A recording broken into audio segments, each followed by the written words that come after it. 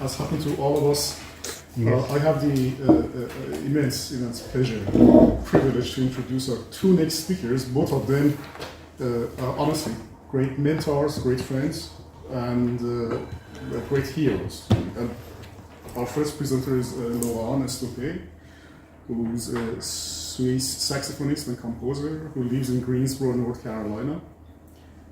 He mostly devotes himself to contemporary music and art.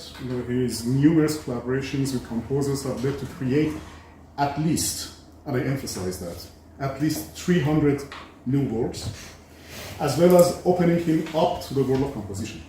His musical activities now span written music and improvisation, taking him throughout Switzerland and many other European countries, as well as Americas, Russia, and South Africa.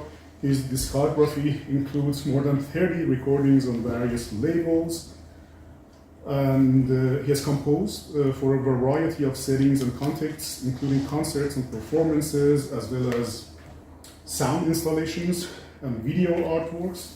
His pieces have been performed at festivals and conferences such as Seamus and NASA in the US, and at the World Saxophone Congress. As an educator, he teaches free improvisation at the University of Music in Lausanne, in Switzerland, and is regularly invited to lead improvisation workshops for musicians of all levels and instruments, as well as master classes in saxophone improvisation and contemporary music.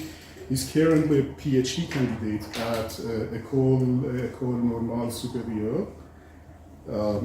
And he works on his ongoing performance project, Walk This Way, where he questions the role of music in public space and society, as well as the notion of audience.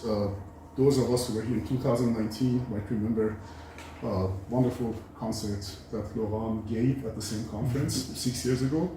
And let's applaud and listen to them. Well, that's a great pleasure for me to be here and to share my thoughts about this research. And so I must start by stating that in front of you, such specialists and thinkers of microtonality, my presentation is purposefully a sharing of experience, my research being mostly based on an intuitive, empirical method. In order to give you a taste of what you could see if you pass me on the street, but also to show you mostly what this work is not about, although some ghosts are all around for the audience and for myself, I show a small video. It's 4 minutes long. It's filmed by my daughter, Matilda.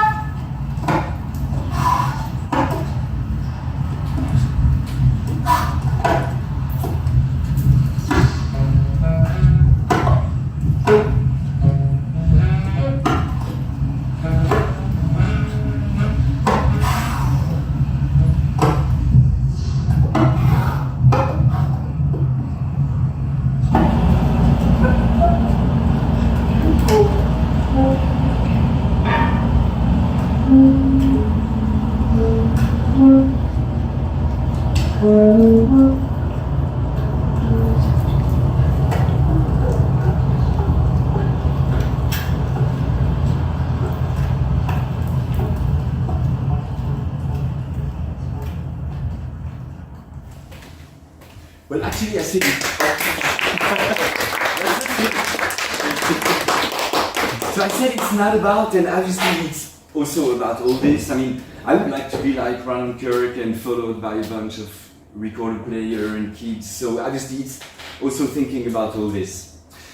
So as it implies improvisation, which I wish you'll understand as a complement to composition, I would share these thoughts from Swiss philosopher Serge Margel. Improvisation is about working with the forms of time, continuity, succession, simultaneity, in order to invest them, modify them, invert them, overturn them. But it's also about playing with time in the same way as you would play with fire. It means taking risks, putting oneself in danger, moving forward in the dark, jumping into the void without a net or parachute.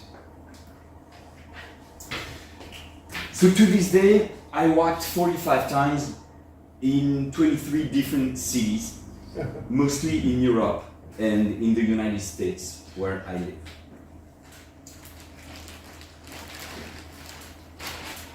The seats are here. So each walk is filmed with a camera which is fixed on the instrument and which sees the same way I'm seeing, which allows me then to analyze the images and also the sound afterward. So these walks make me reflect on many topics and issues, such as the situation of a concert, right? Am I doing a concert when I'm in this situation? The notion of improvisation itself, so basically what brings me to do what I do, second after second, for which reason, where am I basically in this whole context? And also, a thing which interests me a lot is the boundaries between performance, art, and life. And obviously, questioning also the notion of the audience. Is everyone noticing me an audience or not? Of course, one could only walk and listen deeply to their environment, but playing in it focuses me more on many musical parameters. The relation between my sounds and the soundscape acting at the same time as a magnifier and a mirror. We know how quite fascinating it is to listen to the sounds that surround us, noticing the layers of sounds coming from a quasi-infinite set of points, from all directions, from any distance. The speed of the walk then makes this environment constantly changing, slow enough to be fully aware of the modifications of the soundscape. Even though this whole research calls upon various fields, I will continue to focus my presentation today on the musical vocabulary I'm using and particularly on the microtonal work. Please allow me a short bit of backstory into my study of microtonality. When I was a student in Lausanne Conservatory in Switzerland between 1987 and 1994, I've been attracted to what was, and still very often and unfortunately is, called extended techniques, or even worse, effects. Though I enjoyed the classical aesthetic of the saxophone carried on by Marcel Müller, 1901 to 2001, saxophone preserves, it seems, I was very attracted to the various possibilities of my instrument and to the many aesthetics of contemporary music. Most of the time, not fully understanding the languages I was playing, I was nevertheless always eager to challenge new techniques and to find a way to give an artistic meaning to them. Microtones, of course, are an important part of these techniques. I discovered them through sets of studies, mostly by saxophonists, of course, Ronald Caravan, Hubert Prati, and their application in various pieces. We can think of composers such as Ryo Noda, Japanese saxophone player, Christian Loba, Philippe Hurel, or Edison Denisov, and many others. It's important to mention that at this point I was only aware of quarter tones, or more or less what you could do with a saxophone, kind of close to a quarter tone. Later on, of course, I discovered many different languages using microtones.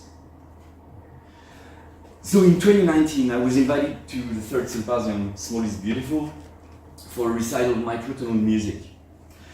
The program reflects a good amount of the approaches I've experienced with composed pieces using microtonality. So briefly, 3 pieces were written in quarter tones by Donald Bostad, Aaron Batchelder, and William Anderson. A piece was actually premiered, a piece by Agustin in six-tone piece.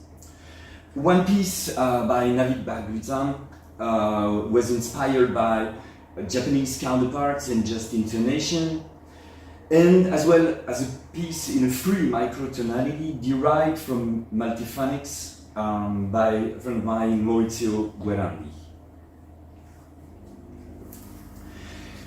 In an improvised setting, and I'm referring here to free improvisation using a totally open language, and not as improvisation in idiomatic languages such as jazz or traditional music, for example, my vocabulary might differ from one setting to another depending on the other instruments and musicians I'm playing with.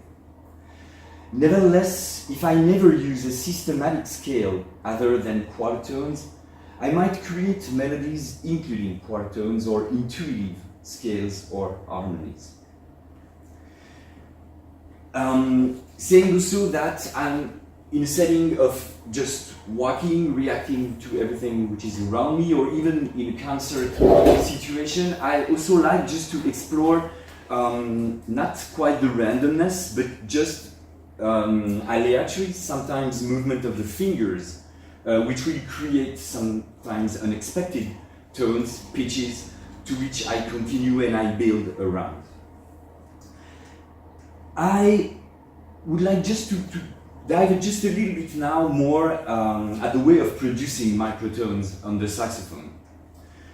And starting by thinking that the saxophone, due to its engineered simplicity, that was the first idea of Adolf Sax, was to really build a very simple instrument, to as simple as possible. So it's never properly tuned on an equal temperament. Constant compromises are made by saxophone makers to find the best balance between timbre homogeneity and intonation.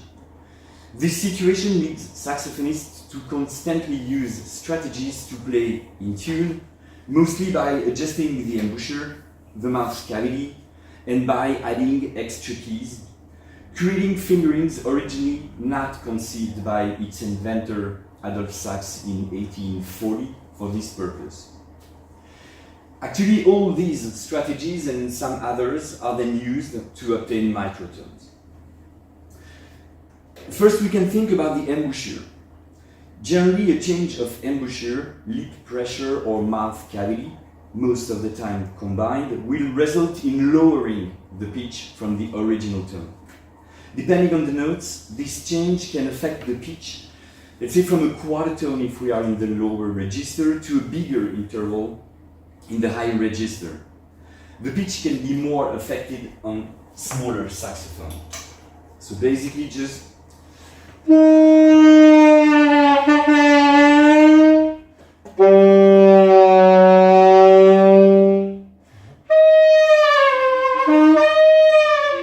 right. So, but it's always affecting down and never in the higher direction. Also, a small pressure of the tongue on the reed lowers and darkens the pitch as well.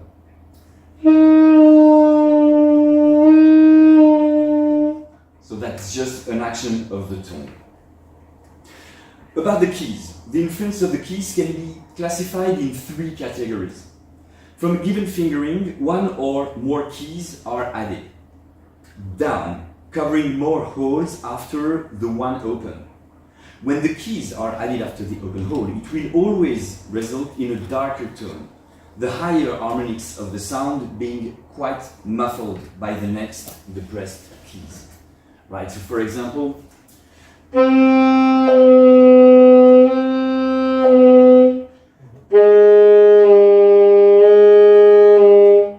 so there is a quite change of tone in itself. So second case is when keys are added to a fingering, opening an intermediate hole above the open one. When the keys are opened just around the open hole, it will result in a slightly lighter timbre.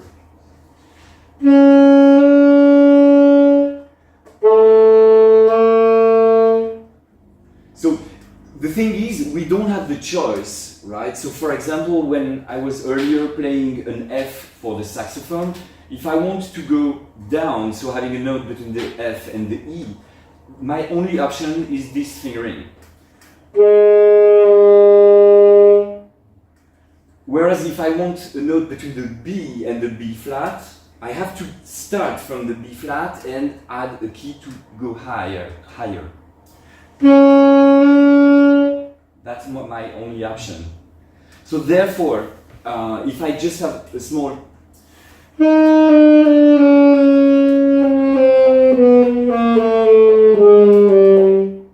so if I don't adjust it, you can hear that it's quite, even though the pitches are quite accurate, the tone is dramatically changing actually. So that's something to always have in mind, I would say, as a composer, is that we don't have that many choices to really adjust, and it really, I mean, the tone will be part almost of the composition, and even though we do anything we can to adjust and homogenize all this. So in an improvised setting, of course, these notions remain in mind, but they can also be used as an expressive tool by accepting each sound as it is, reacting to it, and building with it.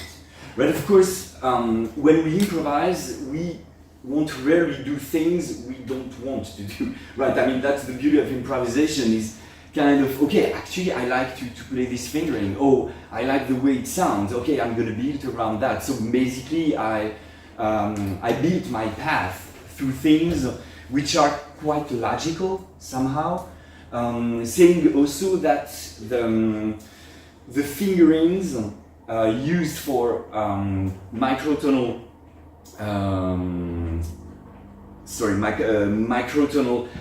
context sometimes are very uncomfortable fingerings, right? And of course, that's the role of the interpreter, to work as much as possible to kind of having the same technique, but still, when you have played for decades, you know, regular scales or regular movements which are made to be easy on the saxophone, and suddenly you're with extremely complicated combination of fingerings. Of course, that's extremely challenging, and that's something that the improvisation is going to take another path and just, well, actually, what is easy to do but somehow, and build from these things. Another way also, I'm continue here. So I will classify my use of microtones in 4 categories, from the most intuitive approach to more conscious ones. So I would say these are at the same time, again, in a context of playing on stage with other musicians, or in my reactions to the sound of the city I have around me. So the first one is very intuitive, which is a response to another one. I hear a frequency, I hear a sound. Here is immediately my intuitive response, right? And so basically there is almost no process of, oh, I hear this pitch or whatever, I play with it. So then there is the development from a multiphonic fingering or overtone. So let's say I have a multiphonic like this one. So I know by experience a lot of different fingerings. So we know more or less the notes which are here, but actually the exact pitch is not always analyzed as it when we play. That could be also from overtone, or simply, as I said, from just opening of keys which are not in the order of the instrument. So let's say simply, and this one which creates suddenly a multiphonic. So basically,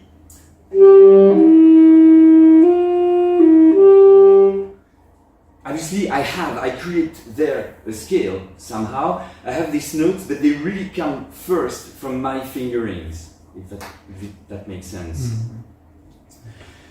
Then we can think about the ornamentation or embellishment of notes. Any note can have a shape at its beginning, in the middle, or at the end. Such expressive gesture is made by quitting the note above or below its normal pitch. We can think of such gestures, of course, made by jazz players and in many traditional non-Western music, particularly with wind instruments from Japan or China, but just basically giving shape.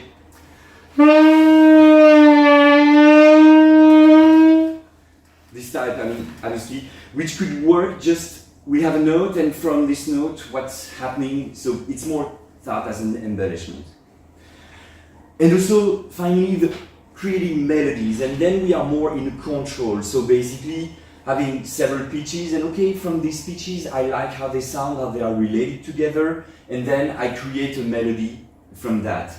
And I like, and it's interesting, we had a discussion with my wife yesterday about this question of cultural appropriation that we just touched this morning, because I wasn't sure if I wanted to talk about that or not, but it's true that how suddenly we are creating a scale or something and we think that it's related to one or another culture or whatever, and there is this reaction that we discussed earlier on, and so I was very happy we touched this thing. So basically, again, there is a very intuitive way of using melodies. I would say the same way that if I'm humming sometimes in my mind, I guess that's also maybe the case for you, we don't have clear pitches. It's like we have a shape, we have something, and that's the way most of the time I create the melodies, and so then I like to think of them as some sort of imaginary folklore. When I improvise with other musicians, I take any proposition I hear, I focus on one or more music parameters to articulate my discourse, to comment it, to suggest other directions, sometimes by imitating or sometimes by contradicting.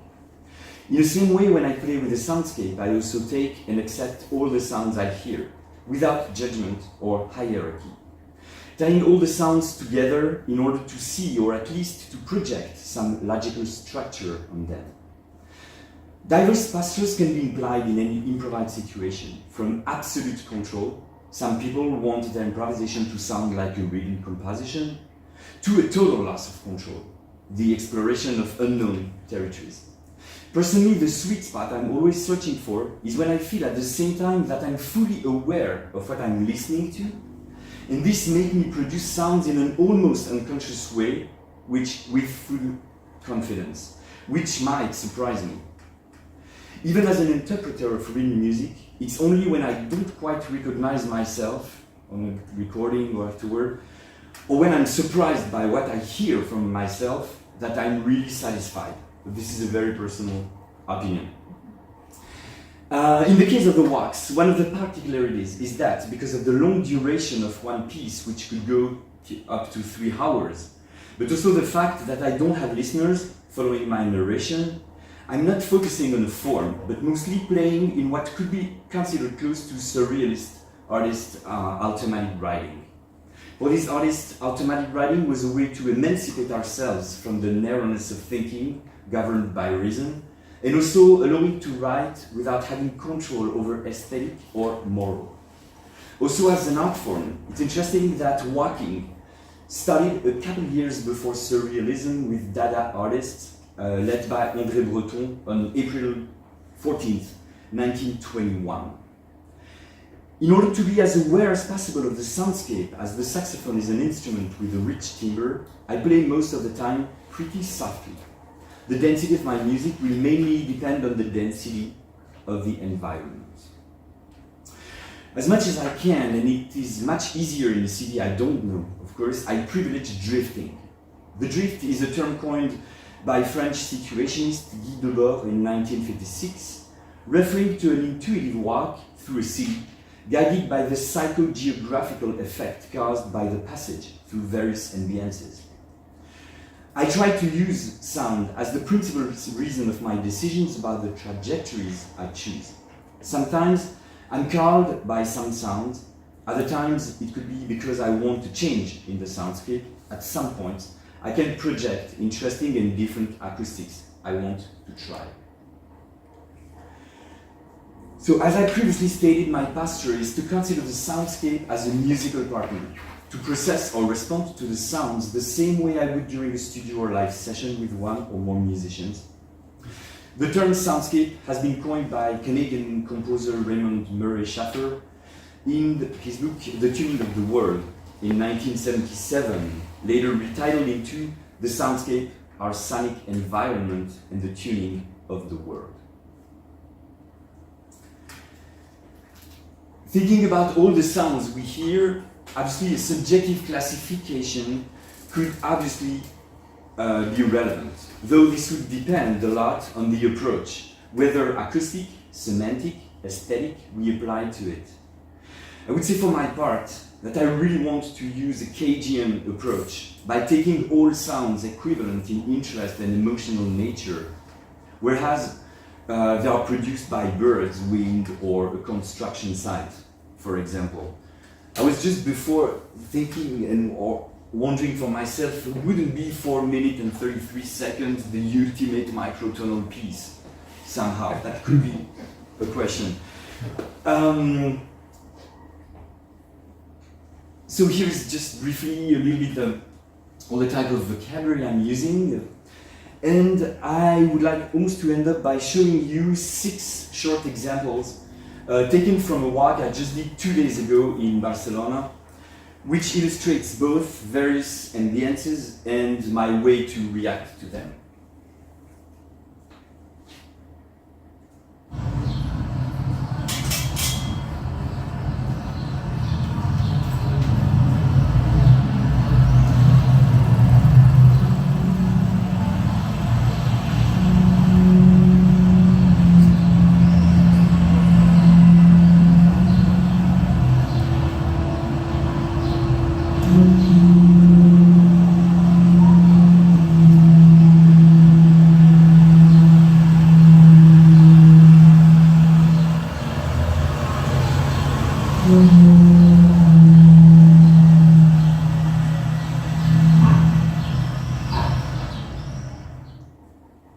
This was the very beginning of a 3 hours and 20 minutes walk.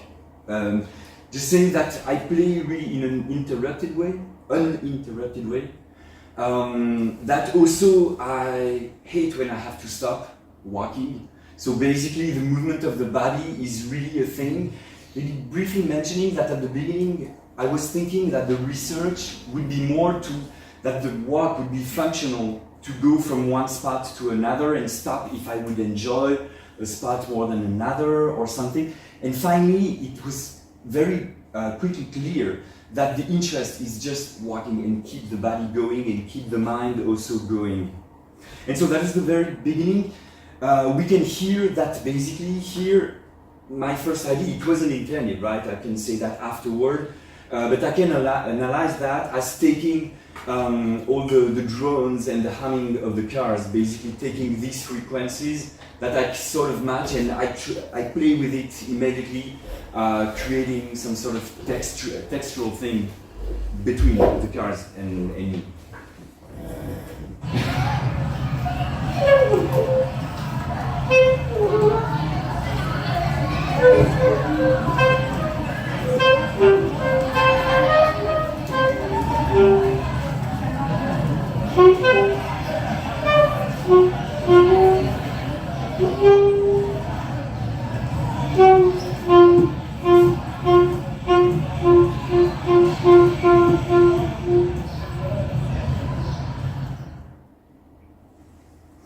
Clearly, the density of the children, the sound of the children makes me play something very different. But also all my the notes I'm using are also kind of matching their frequency way more than it was.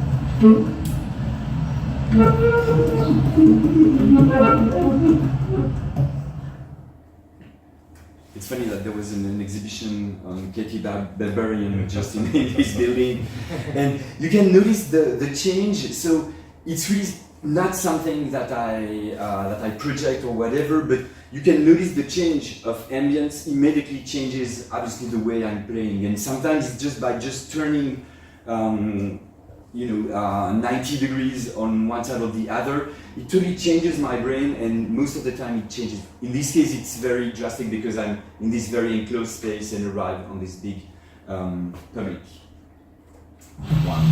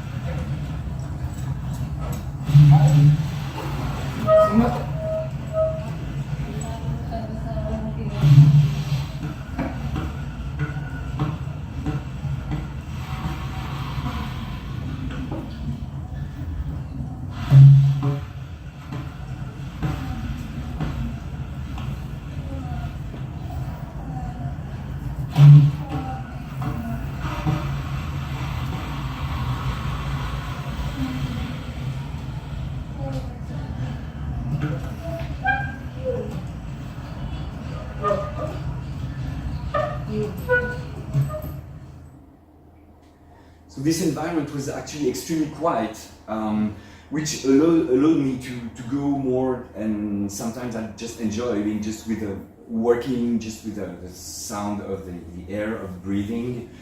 And then also, yeah, it is interesting to me to think also how we can consider variations of air as microtonal as well, because it's really clear that I'm also listening to frequencies, I'm shaping them the same way actually I am doing with regular pitches. So somehow my analysis and my listening is also extremely microtonal, even in this in air, or even sometimes in just any type of sound or noise which is produced around me.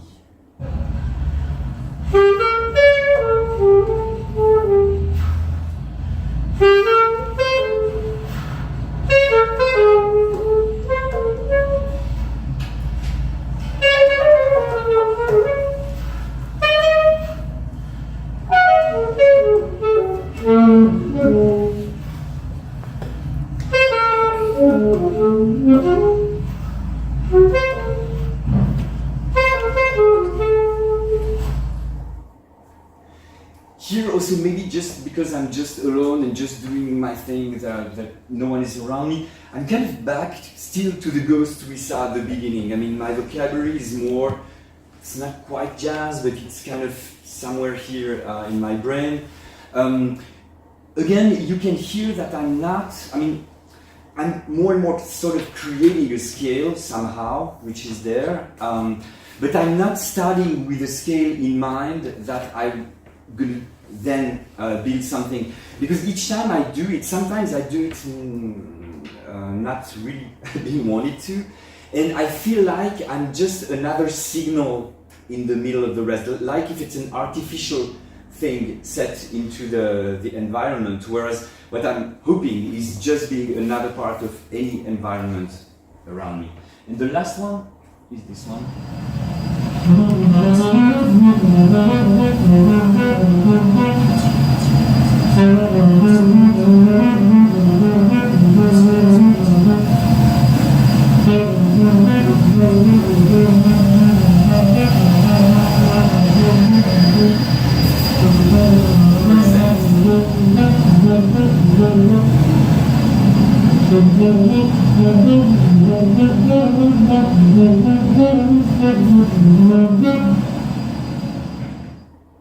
This is an example of, this machine actually is probably annoying most of the time, and actually in my context I loved it so much. I have this great drone and I have these high frequencies, everything. I'm passing and it's too loud, and somehow it creates something, again, from my context, which makes it a great partner, musical partner. So in conclusion, what I try to do during this performance and this research is to push myself towards an ever-fine listening and perception of the soundscape, thus to the world surrounding me. The microtonal listening and playing is a wonderful tool, of course, that I have. Each walk increases the awareness of my body, my listening from a spatial perspective, but also temporal and microstructural. My vocabulary becomes more and more microtonal, or more simply, more and more tuned to the environment. Could it be natural, human, mechanical, or built? Thank you so much for your attention.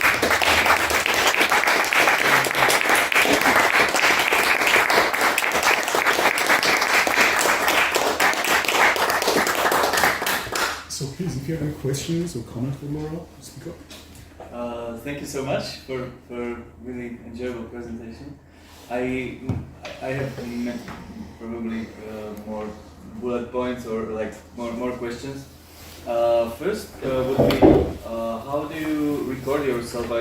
We could see a phone in your saxophone, I think, even right over there. Actually, this one was a special thing. It was actually I was doing it was a live streamed performance, which was so here I'm in North Carolina, and it was a live performance broadcast in Switzerland, and that's the reason why I had the phone inside. Okay. But for the recording, so basically I just fixed. I have a lyre on the saxophone, and I have a camera, which has actually a pretty decent mic on it. So that's the way I record. And another one was how do people, when you walking around, how do they react? We could see those three girls that were like, weird guy following me. Everything. Well, this is actually a big part, as I said. I mean, there are so many parts, I'm thinking of, and this is a very big one. Actually, I'm more and more, so at the beginning I was very eager, how are people reacting? Are they going to ask questions or whatever?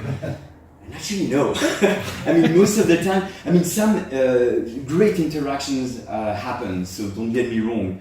But at the same time, so for many reasons that I can see, I'm open to people, but I'm still in my bubble, and I'm walking. So basically, it requires a lot for someone to really interrupt me or to really say something. That's one thing.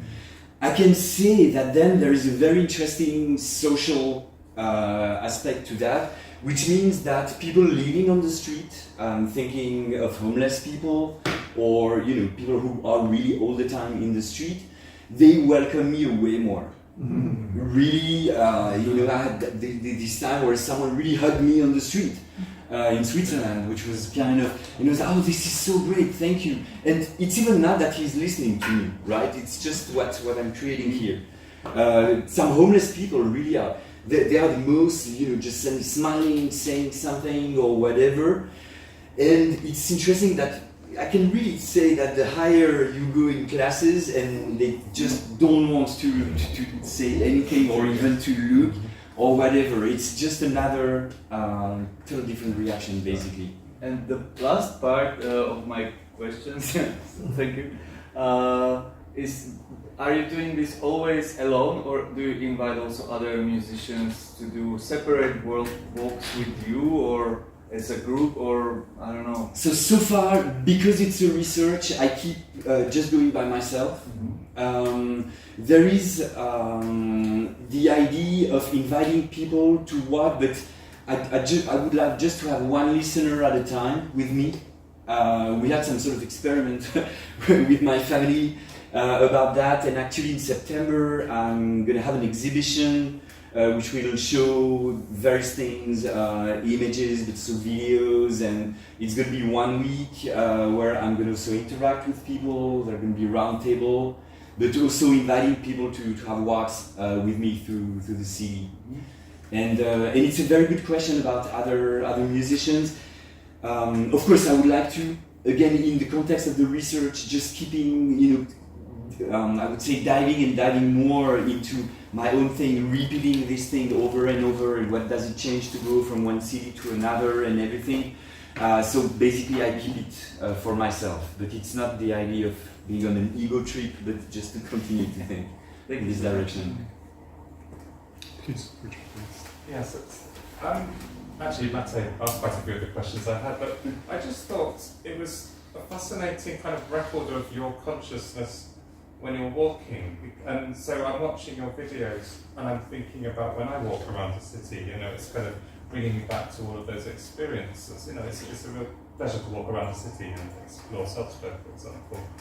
And it's just, do you think of it as a sort of record of your consciousness? Because it seems very valuable as a sort of, because you're not thinking about musical form, you're in the moment, but I suppose you're interacting with your saxophone.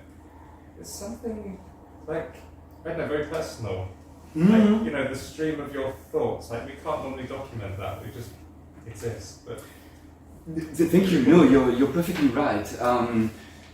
Then, the thing is, still I'm extremely, for myself, I want any second of being a good, really real and a good moment of music for myself.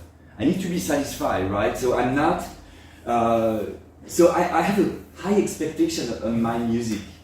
Don't get me wrong, I don't know if it's good or not then in the rendering, I'm not, but for myself, so it's true that it's my thoughts, but it's my thoughts through the music. The only thing I try as much as I can to not think about what I'm watching, which is really hard basically, but to focus as much as I can only on the sound, and to really have the same, if I would play one solo now in front of you of 1 minute, I would have almost really the same expectation of what I'm doing, even though I know that no one is listening to this, or maybe just catching a glimpse, but which doesn't represent anything. The question was? I know we're late, but this is a very interesting topic. The first is the comment that it's amazing for us to how microtonality is very present in so many different contexts. This is very impressive for the symposium.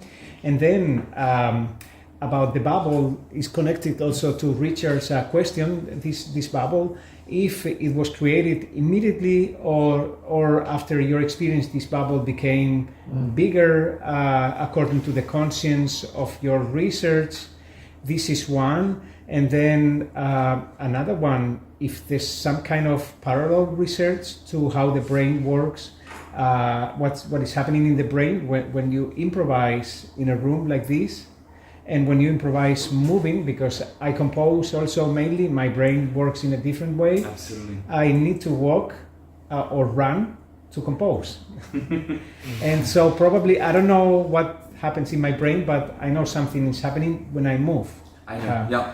And the last part of the question also, if you also probably you interact in a different way, if there's a lot of difference when you're in nature without humans or when you're in an urban context.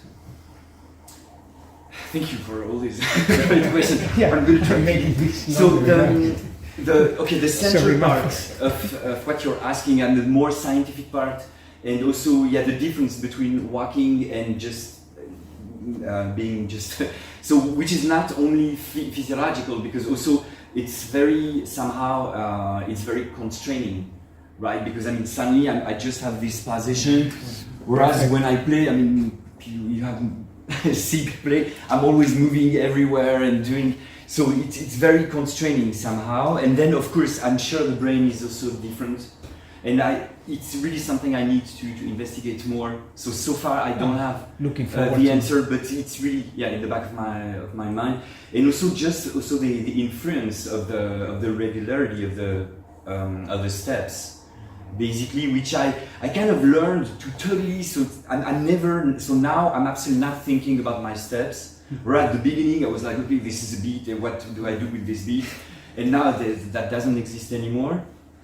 About the babble, it's a very interesting question, because somehow it doesn't change much that I'm searching for people or not. That's one thing. Then basically whatever I'm playing, it's really tricky, right? Because I showed this video of ghosts, also thinking that most of the people, that's what they project, right? They think because I have a saxophone on the street, I'm going to play, the Pink Panther or Careless Whisper or I don't know, La Vie en Rose, different. So that's what they project, probably, right? Sometimes people wave from their cars and they are like, but they don't hear me, right? They don't know what I'm playing. And so more and more I'm like, well, actually it doesn't matter if I'm doing something that people might enjoy or not, right? So in this case, I'm going more and more into a bubble. But physically, I don't think it changes something. But I really now reached the point where I really don't care at all about who's really listening or not. Mm-hmm. I mean, hoping that basically they could also enjoy noises or whatever. But I'm not thinking, okay, I have to do a melody because I'm walking in front of this restaurant, for example. Right? Well, no, but it's hard because I'm still a performer, and that's, I mean, people are kind of waiting that from me, and somehow it's weird because I don't want to disappoint them, or there is a weird thing here. And sorry, and the last point you were saying, please remind me. I wanted to. Also, I even forgot there was a aspect. The kinetic aspect of the movement. No, that I said just between that, this and I wanted to keep that and for the me, brain, and then the development of the bubble. The three aspects of my question. urban versus non-urban. Urban versus non-urban, and I would say yes, sorry, yes. actually it's what changes more is, are they people or not around? To be honest, I mean it's what changed the most the thing, because obviously, I mean, then if I'm in more natural environment, I mean, of course, I mean my ears will be influenced by other things, so I'm going to play differently. That's for sure. Mm-hmm. But now, what is brought to the self-consciousness, so somehow, which is almost the core of this or my process, is more related: are they people or not? I mean, in a very touristic place, that really changes. I mean, I cannot ignore that I'm just surrounded by people. So it's more this, I would say. Mm-hmm. And then, weirdly enough, I have a harder time in natural environment because it's more basically stable somehow. I walked at some point just by the ocean, a long walk through the ocean, and I was like, it's going to be cool. And after 10 minutes, I was like, these waves, I'm so... No, it's exaggerated a little bit, but somehow, and it's true that I enjoy, environment when you're really changing from, one ambience to another, and of course it gives me also things back, because yeah, I mean, it's also hard for myself to produce, you know, what I think are good ideas, and so I need also to get triggers from the outside. Thank you. So if you don't mind, in the interest of time, let's finish this. We'll have access to Laurent to ask questions and have discussions. Please join me to thank Laurent. Thank you so much. Thank you so much. To introduce our next speaker in this panel, and that is Manfred Stahnke, composer, musicologist, author, and educator. Manfred Stahnke studied music theory, violin, and piano in Lübeck, later composition and musicology at Musikhochschule Freiburg, Musikhochschule Hamburg, University of Illinois, Stanford University, and received his PhD in musicology at University of Hamburg in 1979. His mentors in composition included Wolfgang Fortner, Klaus Huber, Brian Fernio, John Chowning, and most importantly, Georgi Ligeti and Ben Johnston. Manfred served as a professor of composition at Hochschule für Musik und Theater Hamburg from 1983 to 2018. He was inducted into the Free Academy of Arts, Freie Akademie der Künste, Hamburg in 1999, and he has led its music division since 2017. He composed for and played keyboard in Ensemble Chaosma and performs on viola in the improvisation ensemble Tone Art since 2013. Manfred has received numerous awards, including Beethoven Award of the City of Bonn, as well as Bach Prize Stipendium and Ligeti Award of the City of Hamburg. He has authored and edited several articles, and so far 8 books. And among the numerous works he was commissioned, he composed 4 operas staged in Kiel, Braunschweig, Gelsenkirchen, Munich and Berlin, including the opera for stage and internet musicians titled Orpheus Cristal, staged at the Munich Biennale for Contemporary Opera in 2002, and Wahnsinn, das ist dieselbe Handlung, based on Edgar Allan Poe's poems at Berlin State Opera in 2012. Ensemble Modern, many times, Ensemble Integrales, SWR Symphony Orchestra, among hundreds of others, ensemble soloists and orchestras have performed Manfred's music. He has lectured in several countries, ranging from Norway, Romania, and the United States to Korea, South Africa, and New Zealand. And his presentation today is titled Formulazioni in tempi oscuri, which is also the title of the trio, this new trio that the Galen trio will premiere later this evening. So please join me to welcome Manfred.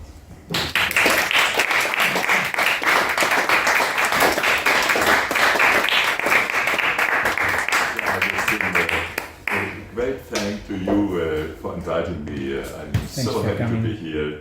I think it's 10 years that I was here last time. So I remember maybe it's 20 years ago that Hans-Peter Hesse was still here conducting this ecumenic community, and so I love to be here again. And thanks a lot. Yeah. Okay, I don't know where I can start in these tempi oscuri. In my brain there is the obscurity of everything and nothing, so I really don't know who I am, where I know that I am now with you, Augustine, but I try to be kind of to temptate constancy now. Don't know. My music is kind of constant in its chaos. I think this could be a kind of definition of what I'm doing. But let's try to begin. Could begin everywhere. South Africa was mentioned, and I had a very, very good friend, a Zulu friend from Johannesburg Township, close to Johannesburg, Dumisani Mabaso, and he told me a little bit about South African culture. I have heard that you are searching about the visual arts there. it's just fantastic to kind of get glimpses to other parts of the world outside Europe. It's an enrichment. Richard, we talked shortly about this, and it's for me. It's I have no fear to see what other peoples are inventing, are doing in music or in the arts. It's just that we need it. I think it was never the case that a musician stayed here and there and didn't look. Think of Mozart. He had music from the Turkey around him, from all over the Bohemian music, folk music from everywhere. And this is true for Johann Sebastian Bach, my great love. I'm now trying to play the viola. It's not true that I'm really a violist, but I play and I try to imitate the playing of the viola somehow within my ensemble Tonart. It's not my ensemble, but I'm a member of this wonderful ensemble, improvising ensemble in Hamburg. And on the viola, I'm trying to come kind of close to Johann Sebastian Bach's cello suites. There are versions for viola, and this is a richness which I just admire. And there is so much folk music in Johann Sebastian Bach. So think of Beethoven. Think of the improviser Beethoven.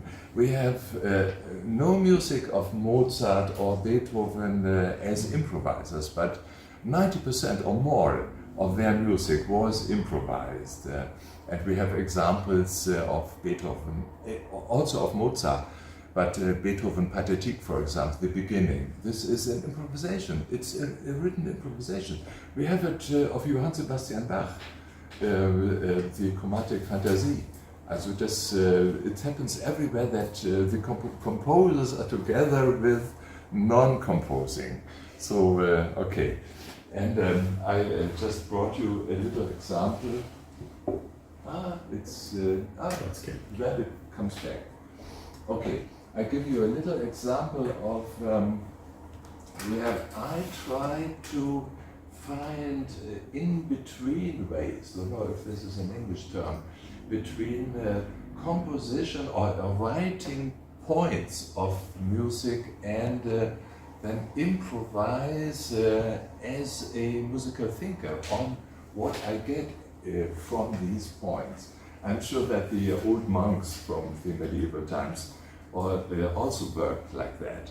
They wrote eine Nota and then they considered, okay, what can I do with these little dots of on my paper? And for example, here in this example, I have a C-O tonality. So if you see C-O, this comes from Harry Partch. O tonality is the overtone structure for him, of course. And this is a B-U tonality, starting with a B, which is the basic point, the starting point, the non-fundamental point. I love the non, so the reversed possibilities. This is for me the 11th down in U tonality, Harry Partch U tonality. This is the natural 7th. You see, I use 6th tone signs. If I have ba-ya, bi-ya, this would be the C sharp high as the 11th. This 11th, this is 14th. This would be the 17th. This then, without any sign, would be the down 3rd, like 5, 4 to 5, I would say, or in this case 2 to 5 exactly, and it goes on like that. But what you see is the combination of C-O tonality and B-U tonality. I say B, this is German H. Here I have, I don't sing it in the actual pitch, but I try to bum, ba, ba, ba, ba, ba, and so on. And ja, danke, ihr seid wunderbar. Da kommt die 7, da kommt der 17. hier. And if I have the 17th up, you can see that it is close to the natural 7th down from BU tonality, which I had before. You will remember this one. So, I compare as a composer what are the pitches from BU tonality and CO tonality if I combine them, if I have this kind of, you said, the watery system.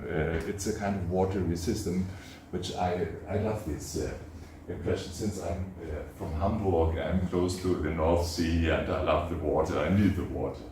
I love the Salzburg here in Salzburg. Okay, and so I test what would be possible in a compository surrounding, compositional. Yeah, compository is also a wonderful word. Yeah, and I can show you an example from a score which we can hear today in the evening at 5 o'clock. So from all these strange combinations, I test them, I smell them, and I see what is the content, what could be my content of such combinations of O tonalities, U tonalities, and then I compose. For example, in the piece we will hear in the afternoon, I have a violin, of course, Galant trio, and a cello, and a piano. And in this case, if you may look at the second chord, there are the first 6 tone signs. It's in uneven octave. You can see the normal A and then the lower A, and all these pitches somehow derive from these combinations of O tonalities, U tonalities, sometimes 2 O tonalities, 2 U tonalities stacked, and I even cannot recall now how I composed. Yesterday we had the situation, a composer forgets what he did. If we don't forget, we are overloaded. So we have to forget to go on to the next step. So I really cannot tell. Navid makes a great work analyzing some of my pieces, and we had this Holzschnitte today. And I admire you that you find out the possibility, connections to my thinking. And so what we will hear are kind of non-comprehensible harmonic structures. This happens to me very often, and as a basic point, I don't comprehend how these things happen and how I hear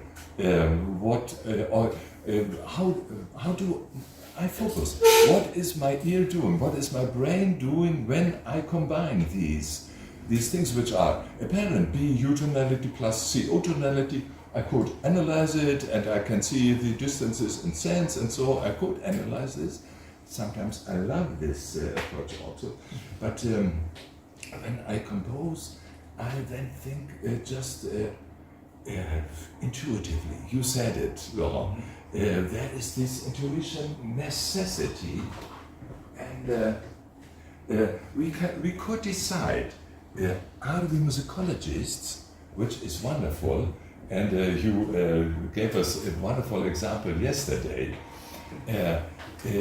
Do I really get into this stuff mathematically. Wonderful world.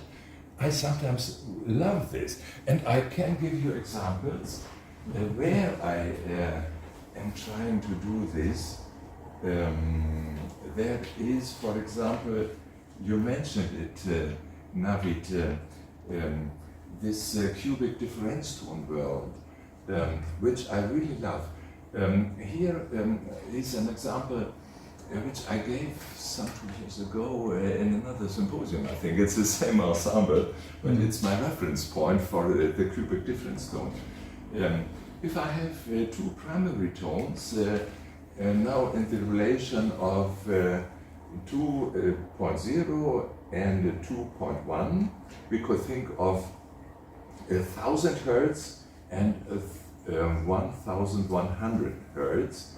So it's a wonderful relation of 11 to 10 in speaking in overtones. So this is a narrow major second. If we think of the overtone draw, I start with 8. 8, 9, 10, lower third, 11, this is a quarter tone, 11, 12, 11, 10, and ba. This is the relation of 1.1 to 1.0. So it's a neutral second, we could say also. And what, if these are the primary tones given, let's say, by two oscillators, and what happens is we get a lower shadow, body, tone 9, tone 8, 7, and so on. So the cubic difference tone world is a cascade of many, many pitches. You will know it from your saxophone, playing with two saxophones. You always get this crazy, where is what is happening? There are so many different tones if you have two players, wonderful ones. Now, there is left of the mirror world, which is up from 11 to 10. This is not given here in this example. But this ends up in a very rich world if I, for example, don't go into this simple overtone draw. If I don't use 11 to 10 to 9 to 8 to 7, but if I go, like in this example, into a world of 52 to 43 to 34 to 25 to 16, this is the same idea of the cubic difference tone world. For what do I have? I have always the same distance in Hertz, 11 zu 10 is 1 Hertz distance, 10 zu 9 is 1 Hertz distance. Or think of 1100 to 1000, 100 Hertz. And the same is true here if I use complex ratios. I have, maybe it's true for you as a mathematician, it's simple, you see it immediately, that the distance always is the same in Hertz. I could think, here I wrote down the partials. And if I think in Hertz, then I have always the same distance of 9 Hertz. We of course have to transpose this to come into the region where we can hear it. So add here or multiply it by 100 or so. Then you always see, let's say, 520 zu 430 zu 340. My English is not working with numbers, you see, but you can immediately see. And Navid, you must tell us, or Augustin, you know about Richter, Herf, and Mädel. I have a faraway feeling from 15 years ago that both of them, I don't know, Richter Herf Johannes did it. might be able to answer better this question. Johannes, you mean?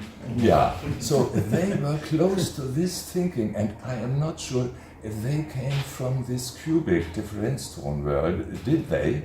Yeah, okay. They thought about this. Yeah. For there is a very specific quality of harmonicity which arises from that. We will hear it maybe in the afternoon.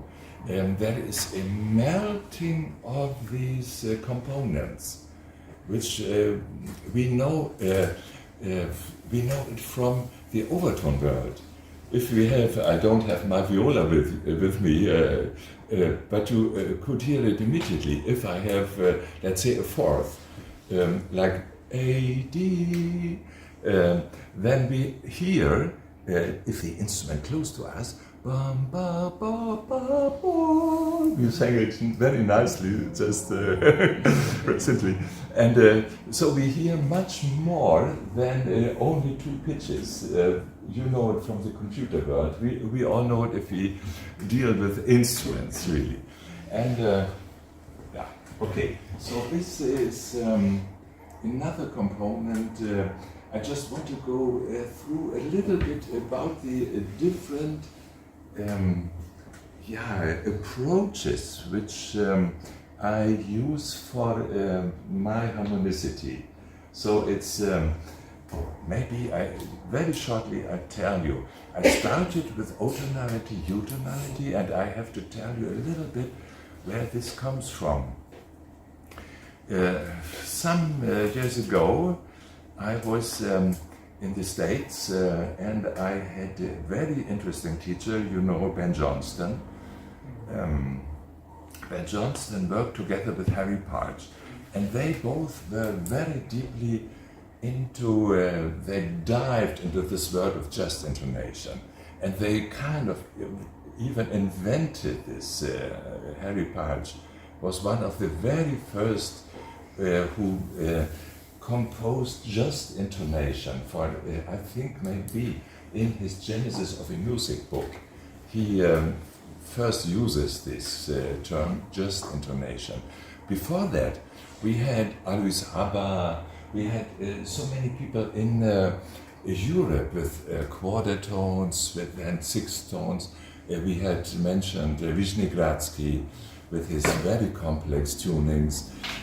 But Harry Parch thought about, what can I do for me, which is true for me myself? He was not only an instrument builder, which I learned through Ben, his student or his supporter, we could maybe better say. For he was no if someone said to Harry Parch, I am your student, I will kill you. I have no students. I am a standalone man. I make my music. You must do your music. It reminds me a little bit of my teacher, Judge Ligeti in Hamburg, who said the same. You must not think me, Judge Ligeti, as your teacher. You must kind of build your world, find your place, forget what I composed, and this is necessary for any student that we must be, must stand alone at a certain place, even if it is not understandable for us. But if you go deeper and deeper, you will understand this place where you are. Okay. Getting away with Judge Ligeti, coming back to Harry Parch and this world. Harry Parch dived into mathematics. Helmholtz, Hermann von Helmholtz, 19th century. Hermann von Helmholtz kind of reduced our harmonic world to overtones and then to undertones. He said our Dur, major genus ist Gender. Ja, don't know. Also unsere Dur-Welt is reflected in the mirrored in the Moll-Tonreihen, minor genus. I'm more in Latin than in English. Yeah. Tonality, maybe. Tonality, ja. And he, if we Oh, have, your tonality. ja, das ist das, was Harry Partch then, he said, O tonality, U tonality. But for me it's so interesting that there are points where mathematics and intuitive musicians, like Harry Partch certainly was, they melt, they come together. There is a certain click point, like in the Sistina, where the god is all of a sudden coming close to the human being. Yeah. Maybe this defines my music. Navid, you are telling me all the time that in me it's the twofold word. I'm not sure, for I am not really a mathematician. My mathematics stop with plus, minus, and then mal und durch. So it's everything. And then I use formulas from Alexander Ellis to calculate the sense deviations. So it's from up to that point I get into logarithms. Yeah, but then I stop. So I am a kind of Laurent, intuitive musician, doing music, loving to hear music, and it's for me so necessary to all the time being together with sound. I cannot only live with doing dots on paper. I do it somehow, but not really constantly. And now in the recent late years now, more and more I improvise with my group. And I can in this example maybe I can shortly go into one aspect which I got from the Harry Partch Ben Johnston world, and this is the tonality flux. This is a term which Harry Partch superimposed on his concept.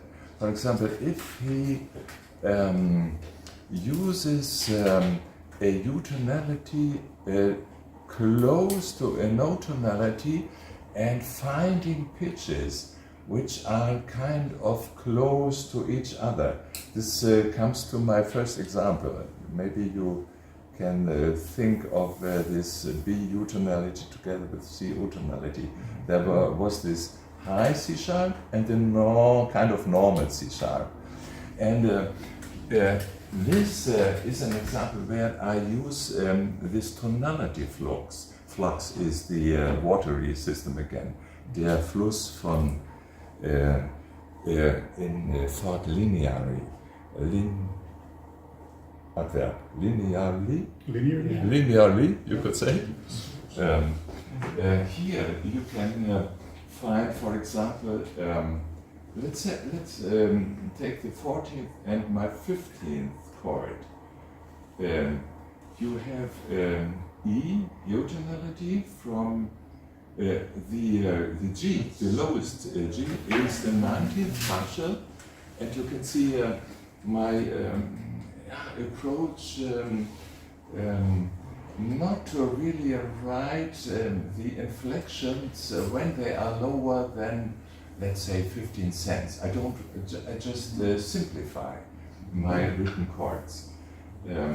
This is a 19th partial on E, and in the 15th chord, this is more comprehensible maybe. This is an A U-tonality, and the low G, as written as a 6th tone, is the natural 7th, of course.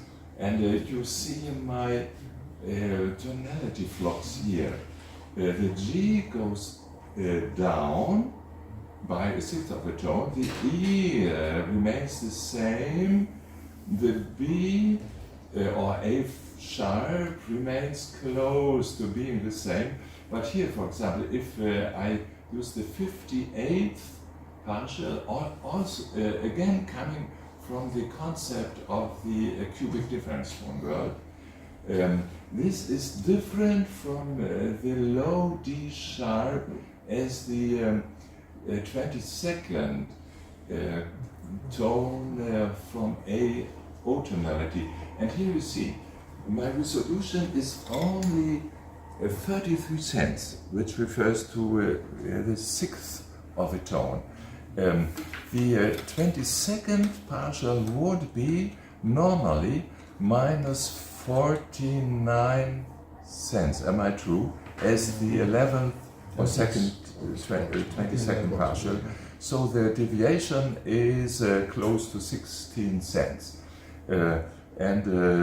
I make, I just forget these little, there are some allowances. There's the written world and there is the playable world. So I give to Galant Trio, I give these chords and they have to play it as human beings. And so many things can be added in my little chaotic talk now. If you go higher in the partial row, these distances are not as crucial as in the lower partials. For example, if you have a fifth, you have bum bum, then we can hear the 2 cent distance. We know it from the piano tuning, which is has a very, very low, very tiny difference to the actual 3 to 2 just fifth. But if in the piano tuning, then we go to the 5 to 4 just third, which is not apparent on the piano, we have a distance of 14 cents, and this is very much audible. Yesterday, Augustin, this is a wonderful symposium. We have had so many experiences, and yesterday I think it came from Mattei, maybe? Was it Mattei who showed us these different... It was So we had it in the air yesterday. Someone talked about, someone showed. No, it was these American friends now working in Graz. Yeah, on the piano. Yeah. And if just to follow my thought, if you go to the 11th partial, then in Germany we tend to have nouns, cruciality, crucial. It's not so crucial anymore if I lower the 11th tone by 33 cents in my notation or 49 cents. And this is even more true if I go up to, let's say, these very, very high array partials. So my allowances allow me to come close to practicability for the Galant Trio. And you will hear these lovely chords. Yesterday we heard this opera, and the composer from Juilliard said microtonality, you told me about that, microtonality is just normally out of tune. And okay, maybe hearing his opera, this was kind of true. For I heard these wrong fifths, the wrong octaves, and it was... This was the microtonal distance world. There is an example of the score. But in addition, we come back to Richard. For example, now we can see it. We can see it here. Using the violin, I thought of the possibility of subdividing the fifth in a very different way from what is normally done.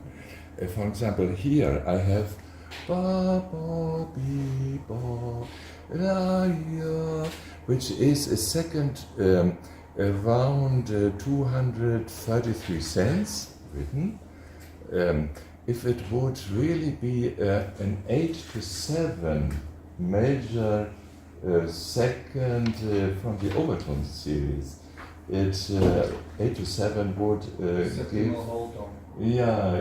Septimal whole tone would give 231 cents.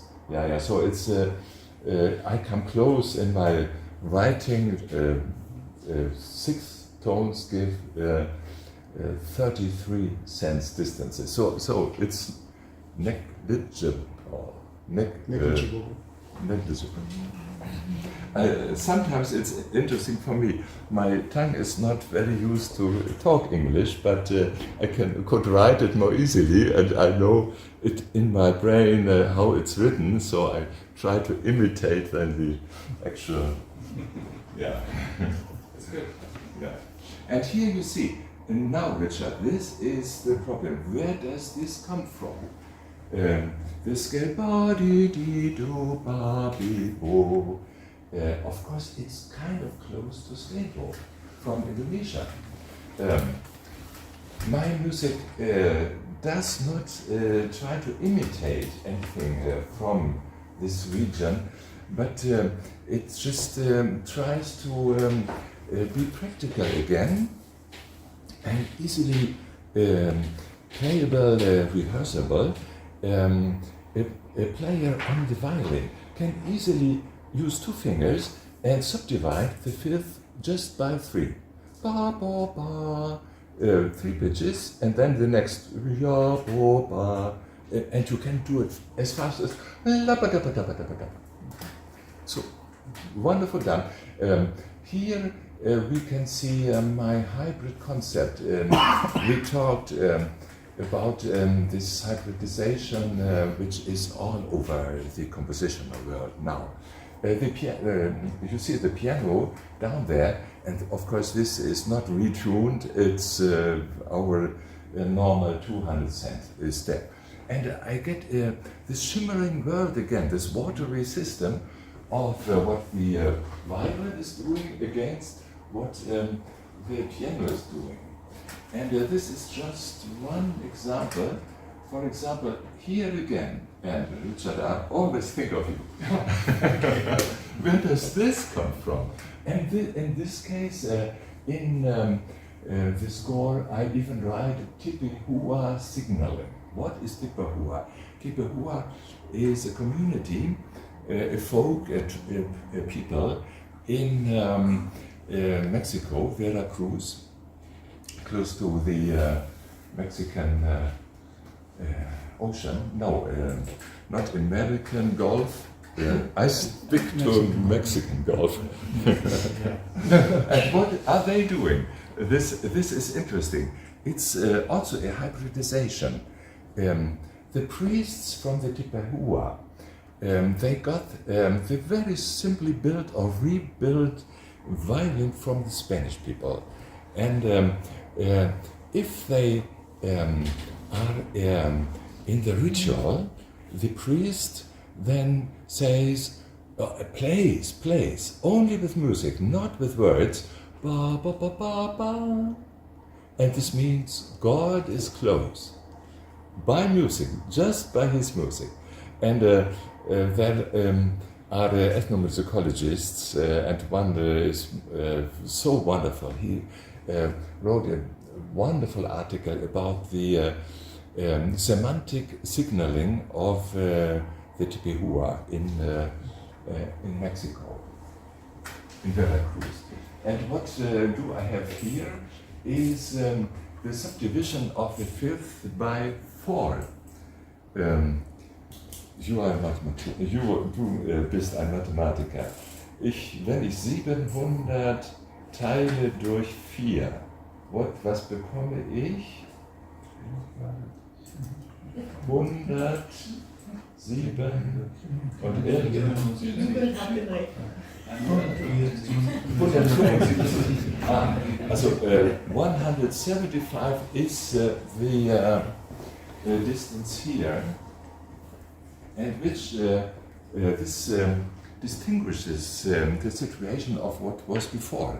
175 is a very narrow major second. Yeah, 200 is a major second, 175 misses 25 cents. Yeah, against that.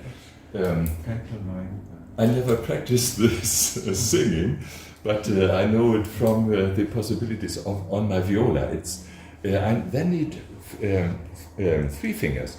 Ba, ba, ba, neuter third, I think. Ba, and then the ba, boo, ba, ba, ba, ba, ba, ba, ba. And this is the tuning or the scaling of the Tipehua people in Veracruz.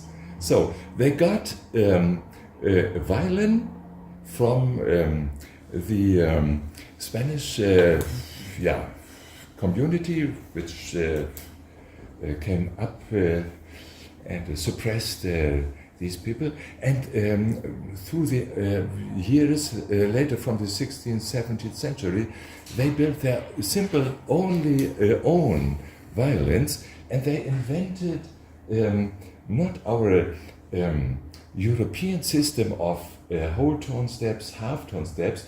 We normally have ba ba ba ba ba ba ba ba ba, but they did it intuitively with equal steps of 175 cents. And if they say God is close, ba ba ba ba ba, ba ba ba, neuter third, then and they have a whole bunch of signals in this sense, and I just loved the possibility of rebuilding the fingering of on the violin. So is it a stealing from these Veracruz people? I'm just thinking, no, let us be open to everything, every inventions, any inventions which are in the world. So we have to go anywhere. I don't know my time schedule. Agustin, you must help me. Are we almost ready? The thing is, we are in this block a little bit late. We are running late. And the thing is, in 40 minutes, Georg Haidu will be doing a lecture, and we should have a break to eat something in between. It's so easy. I can stop there at very last point. Ja, das bezieht sich auf Gerhard und deinen Tonplatz eigentlich. Weil for what you presented to us was the superimposition of very strict whole tone relations. Like how I understand you is, you can have a 7/4, just natural 7, you say, and on that point you could add a 5/4, which is a natural third or whatever. So you have this whole bunch of just intonation intervals, but you are completely free to superimpose them. Yes. And I just want to be, this is a kind of thinking which I really love and which I follow somehow also. Just we are in parallel, so I never knew about your research. And in this example you can see the stacking of intervals in the violin. I have a 7/4, just 7th, a little lower. You see, you see it. Maybe it's very small, but and then at the next point I have this is a double arrow in my score for a stacked 7/4. Okay, and it re-happens again. So here I have 3 arrows, and this gives me a difference of -90 cents. So I normally should write it differently, but since I am a violinist, or I pretend to be one, I know that I have to know it from finger to finger, that this is always eine Natursatine. So then I make a triple arrow thing then for the highest pitch here. And this is just an example, and I'm very curious what the Galan trio will do in the afternoon. Thanks a lot. I'm so happy that you are here. And